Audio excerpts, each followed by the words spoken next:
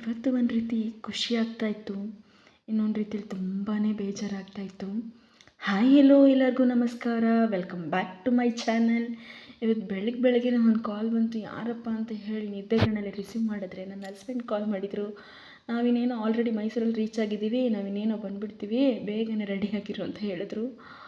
So ಹಂಗೆ ನಾನು ಕೂಡ ಇಮಿಡಿಯೇಟ್ ಎದ್ದು ಅಮ್ಮನೂ ಕೂಡ ಎದ್ದೊಳಿಸಿ ಅಮ್ಮನಿಗೆ ತಿಂಡಿಗೆ ಏನಮ್ಮ ರೆಡಿ ಮಾಡೋದು ಅಂದೆ. ಅಮ್ಮ ಅಷ್ಟರಲ್ಲಿ ವೆಜಿಟೇಬಲ್ ಪಲಾವ್ ಮಾಡು ಅಂತ ಹೇಳಿದ್ರು.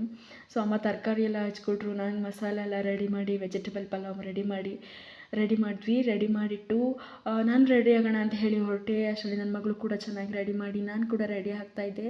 ಅಷ್ಟರಲ್ಲಿ ಅವ್ರು ಕೂಡ ಬಂದರು, ಅವ್ರಿಗೂ ಕೂಡ ಬಿಸಿ ಬಿಸಿಯಾಗಿ ಪಲಾವ್ ಮಾಡಿಕೊಟ್ವಿ.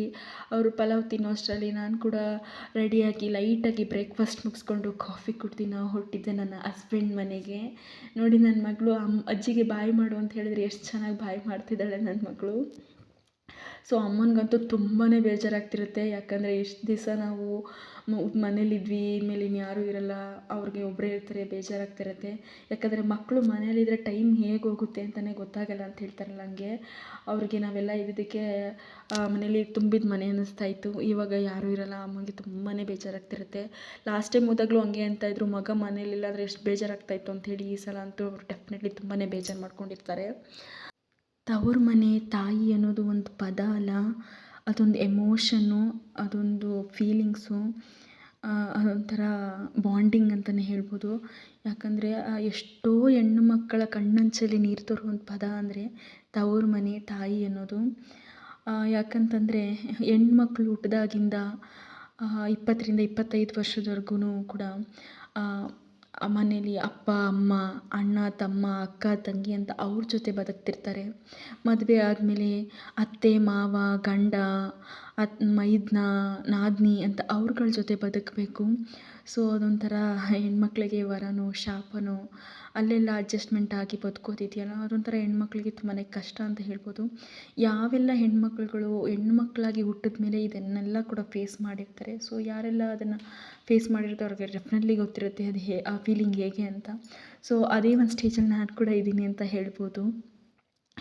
ಇನ್ನು ಅಮ್ಮ ಅಂತೂ ನಾವು ಹುಟ್ಟಿದಾಗಿಂದ ಎಷ್ಟೋ ಹೊತ್ತು ಅವರು ಊಟ ಬಿಟ್ಟಿದ್ದಾರೆ, ಎಷ್ಟೋ ರಾತ್ರಿ ನಿದ್ದೆ ಬಿಟ್ಟು ಮಕ್ಕಳನ್ನ ಸಾಕಬೇಕು, ಮಕ್ಕಳನ್ನ ಚೆನ್ನಾಗಿ ನೋಡ್ಕೊಳ್ಬೇಕು ಅಂಥೇಳಿ ಹಗಲು ರಾತ್ರಿ ದುಡಿದು ಅವ್ರು ನಮ್ಮನ್ನು ಸಾಕಿ ಓದಿಸಿ ಬೆಳೆಸಿದ್ದಾರೆ ಅಂತ ಹೇಳ್ಬೋದು. ಬಟ್ ಇವಾಗಾದರೂ ಅವರು ಚೆನ್ನಾಗಿರಲಿ ಅಂಥೇಳಿ ನಾನು ಅಂದ್ಕೊಳ್ತೀನಿ. ಆದರೆ ಅವರು ಎಲ್ಲೇ ಹೋದರೂ ಕೂಡ ನಮಗದೊಂದು ಯೋಚನೆ ಇದ್ದೇ ಇರುತ್ತೆ, ಅವ್ರು ಕರೆಕ್ಟ್ ಟೈಮ್ ತಿಂತಾರೋ ಇಲ್ವೋ, ಅವ್ರು ಕರೆಕ್ಟ್ ಟೈಮ್ಗೆ ಊಟ ಮಾಡ್ತಾರೋ ಇಲ್ವೋ, ಅವ್ರ ಆರೋಗ್ಯನ ಅವ್ರು ನೋಡ್ಕೊಳ್ತಾರೋ ಇಲ್ವೋ ಅಂಥೇಳಿ ನಾವೆಲ್ಲೇ ಇದ್ದರೂ ನಮ್ಮ ಮನಸ್ಸೆಲ್ಲ ಕೂಡ ಇಲ್ಲೇ ಇದ್ದೇ ಇರುತ್ತೆ. ಸೊ ತಾಯಿ, ತವ್ರ ಮನೆ ಅಂದ ತಕ್ಷಣ ನನಗೆ ಅನುಭವ ಈ ಥರ ಆಗುತ್ತೆ, ನನಗೆ ಈ ಥರ ಫೀಲ್ ಆಗುತ್ತೆ. ನಿಮ್ಗೆ ಯಾವ ಥರ ಫೀಲ್ ಆಗುತ್ತೆ ಅಂತೇಳಿ ನನಗೆ ಕಮೆಂಟ್ ಬಾಕ್ಸಲ್ಲಿ ತಿಳಿಸಿ. ಇನ್ನು ನನ್ನ ಹಸ್ಬೆಂಡ್ಗೆ ತುಂಬಾ ಹುಷಾರಿಲ್ಲ, ಅವ್ರಿಗೆ ನಿನ್ನೆಯಿಂದನೂ ಕೂಡ ತುಂಬ ಕೆಮ್ಮು, ಜ್ವರ, ನೆಗಡಿ ಎಲ್ಲ ಕೂಡ ಇತ್ತು. ಆದ್ರೂ ಅವ್ರು ಹಾಸ್ಪಿಟ್ಲಿಗೆಲ್ಲ ತೋರಿಸ್ಕೊಂಡು ಬೆಳಗಿನ ಜಾವ 3:30ಗೆಲ್ಲ ಎದ್ದು ಹಾಲೆಲ್ಲ ಕರೆದಿಟ್ಟು 4:30 ಅಷ್ಟರಲ್ಲಿ ಅವ್ರು ಕೂಡ ರೆಡಿಯಾಗಿ ಸೊ ನಮ್ಮನ್ನು ಕರ್ಕೊಂಡು ಹೋಗಬೇಕು ಅಂತ ಹೇಳಿ ಬಂದಿದ್ದರು. ಅವ್ರು ಬಂದಿದ್ದು ನಮ್ಮನ್ನು ಕರ್ಕೊಂಡು ಹೋಗಲಿಕ್ಕೆ ಬಸ್ಸು ಮತ್ತು ಅಥವಾ ಗಾಡೀಲೆಲ್ಲ, ಅವ್ರು ಬಂದಿದ್ದು ಟೆಂಪೋದಲ್ಲಿ. ಟೆಂಪೋ ಅಂತ ಹೇಳಿದರೆ ನಮ್ಮೂರಿಂದ ನಾವು ಜಾಸ್ತಿ ಬೆಳೆಯೋದು ನಮ್ಮೂರ ಕಡೆ ಎಲ್ಲ ಬೇಬಿ ಕಾರ್ನ್ ಬೆಳಿತೀವಿ. ಆ ಒಂದು ಬೇಬಿ ಕಾರ್ನ ತೊಗೊಂಡು ಅವರು ಡೈಲಿ ಎವ್ರಿಡೇ ದೇವರಾಜ ಮಾರ್ಕೆಟಿಗೆ ಬರ್ತಾರೆ. ಸೊ ದೇವರಾಜ ಮಾರ್ಕೆಟಿಗೆ ಬಂದು ಅವರು ಅದನ್ನು ಒಂದು ಬೇಬಿ ಕಾರ್ನೆಲ್ಲ ಹಾಕ್ತಾರೆ. ಸೊ ಹಂಗಾಗಿ ಅದೇ ಟೆಂಪೋದಲ್ಲಿ ನನ್ನ ಹಸ್ಬೆಂಡ್ ಕೂಡ ಬಂದಿದ್ದರು ನಮ್ಮನ್ನು ಕರ್ಕೊಂಡು ಹೋಗೋಕ್ಕೆ, ಯಾಕಂದರೆ ಟೈಮ್ ಸೇವ್ ಆಗುತ್ತೆ ಅಂಥೇಳಿ. ಸೊ ಬೆಳಿಗ್ಗೆ ನಾವು ಬಸ್ಸಲ್ಲಿ ಬರೋದಾದರೆ ಅಲ್ಲೇ ಒಂದು 4 hours ಆಗಿಬಿಡುತ್ತೆ, ಈ ಕಡೆಯಿಂದ ಹೊರಡೋಷ್ಟ್ರಲ್ಲಿ ನಮ್ಗೆ 4 hours ಆಗುತ್ತೆ ಬಸ್ ಸಿಕ್ಕಿ ನಾವು ಹೊರಡೋಷ್ಟ್ರಲ್ಲಿ.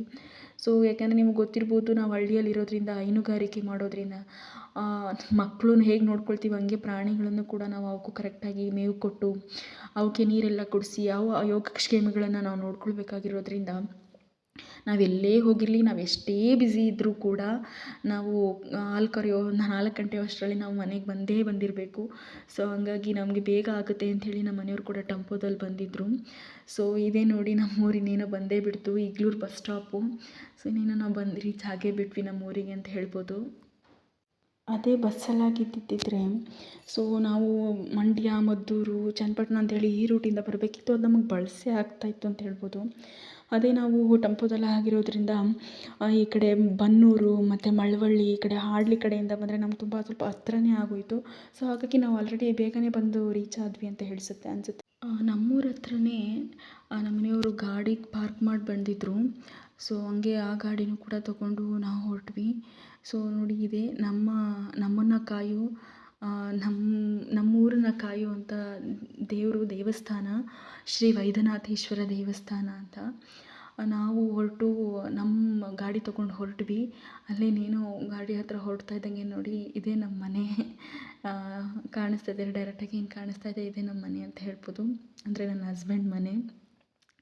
ಸೊ ನನ್ನ ಹಸ್ಬೆಂಡ್ ಮನೆಗೆ ಒಂದು ಅರೌಂಡ್ 11 ಅಷ್ಟರಲ್ಲಿ ನಾವು ರೀಚೇ ಆಗಿಬಿಟ್ವಿ ಮನೆಗೆ. ನೋಡಿ ಟೆಂಪೋದಲ್ಲಿ ಬಂದಿದ್ದಕ್ಕೆ ಅಷ್ಟು ಬೇಗನೆ ಬಂದ್ವಿ.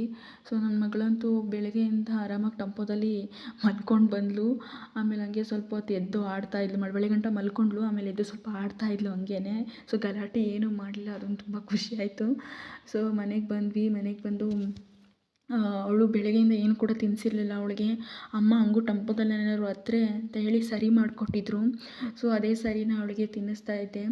ಸೊ ನೋಡಿ ಎಷ್ಟು ಚೆನ್ನಾಗಿ ನನ್ನ ಮಗಳು ಇನ್ನೂ 1 ವರ್ಷ ಆಗಿಲ್ಲ, ಬಟ್ ಚೆನ್ನಾಗಿ ನಡ್ಕೊಂಬರ್ತಿದ್ದಾಳೆ. ಸೊ ಸ್ವಲ್ಪ ನಡೀತಾ ಇದ್ದಾಳೆ ಇವಾಗ. ನನ್ನ ಮಗಳು ಎಷ್ಟು ಚೆನ್ನಾಗಿ ನಡೀತಿದ್ದಾಳೆ ನೋಡಿ. ಅವಳಿಗೆ ಹಂಗೆ ಸರಿ ತಿನ್ನಿಸ್ತಾ ಇದ್ದೆ. ಅಷ್ಟರಲ್ಲಿ ಒಂದು ಮೀಶೋದಿಂದ ಪಾರ್ಸೆಲ್ ಕೂಡ ಬಂತು. ಅದನ್ನು ಕೂಡ ರಿಸೀವ್ ಮಾಡ್ಕೊಂಡ್ವಿ. ಸೊ ಅದನ್ನು ರಿಸೀವ್ ಮಾಡಿಕೊಂಡು ಹಂಗೆ ಒಂದು ಸ್ವಲ್ಪ ಹೊತ್ತು ರೆಸ್ಟ್ ಮಾಡಿದೆವು. ಸೊ ರೆಸ್ಟ್ ಮಾಡಿ ನೀನು ಆಲ್ರೆಡಿ 3 ಗಂಟೆ ಅಷ್ಟೊತ್ತಿಗಾಗಲೇ ನಮಗೆ ನೀರು ಬರುತ್ತೆ. ಸೊ ನೀರು ಬಿಟ್ಟಿದ್ರು. ನೀರು ಕೂಡ ಕುಡಿಯೋಕ್ಕೆಲ್ಲ ನೀರು ಹಿಡ್ಕೊಂಡ್ವಿ. ಸೊ ನೀರು ಹಿಡ್ಕೊಂಡು ಹಂಗೆ ಸ್ವಲ್ಪ ಹೂವೆಲ್ಲ ಬಿಟ್ಟಿತ್ತು. ಆ ಹೂವೆಲ್ಲ ಕೂಡ ಕಿತ್ಕೊಂಡು ಕಟ್ಟಿ ಅದನ್ನು ಕೂಡ ಎತ್ತಿಟ್ವಿ. ಇನ್ನೊಂದು ಲಾಸ್ಟ್ ಟೈಮ್ ಏನಂದರೆ ನನ್ನ ಮಗಳು ಲಾಸ್ಟ್ ಟೈಮ್ ಬಂದಾಗ ಯಾರ ಹತ್ರನೂ ಕೂಡ ಹೋಗ್ತಾ ಇರಲಿಲ್ಲ. ಯಾಕಂದರೆ ಗೊತ್ತಿರ್ಬೋದು, ಮಕ್ಕಳು ಅಂದರೆ ಎಲ್ರಿಗೂ ತುಂಬ ಇಷ್ಟ ಆಗುತ್ತೆ. ಎಲ್ರಿಗೂ ಎತ್ಕೋಬೇಕು ಅಂತ ಆಸೆ ಆಗ್ತಿರುತ್ತೆ. ಬಟ್ ನನ್ನ ಮಗಳು ಯಾರ ಹತ್ರನೂ ಹೋಗ್ತಿರ್ಲಿಲ್ಲ ಲಾಸ್ಟ್ ಟೈಮು. ಬಟ್ ಈ ಸಲ ಅಂತೂ ಯಾರು ಕರೆದ್ರು ಎಲ್ಲರ ಹತ್ರಕ್ಕೂ ಏನು ಕೂಡ ಗಲಾಟೆ ಮಾಡದೆ ತುಂಬ ಚೆನ್ನಾಗಿ ಹೋದ್ಲು. ಅದು ನನಗೆ ತುಂಬಾ ಖುಷಿ ಕೊಡ್ತು ವಿಚಾರ ಅಂತ ಹೇಳ್ಬೋದು. ಸೊ ಹಾಗೆ ಬಿಸಿ ಬಿಸಿ ಅಡುಗೆ ಮಾಡಿ ಊಟ ಮಾಡಿ ಮಲ್ಕೊಂಡ್ವಿ. ಇವತ್ತಿನ ಡೇ ಲಾಗ್ನ ಇಲ್ಲಿಗೆ ಎಂಡ್ ಮಾಡ್ತಿದ್ದೀನಿ. ಮತ್ತೊಂದು ಲಾಗ್ ಜೊತೆ ಸಿಗ್ತೀನಿ. ಅಲ್ಲಿವರೆಗೂ ಕೀಪ್ ವಾಚಿಂಗ್ ಅಂತ ಹೇಳ್ತಾ take care. Bye bye. Love you all.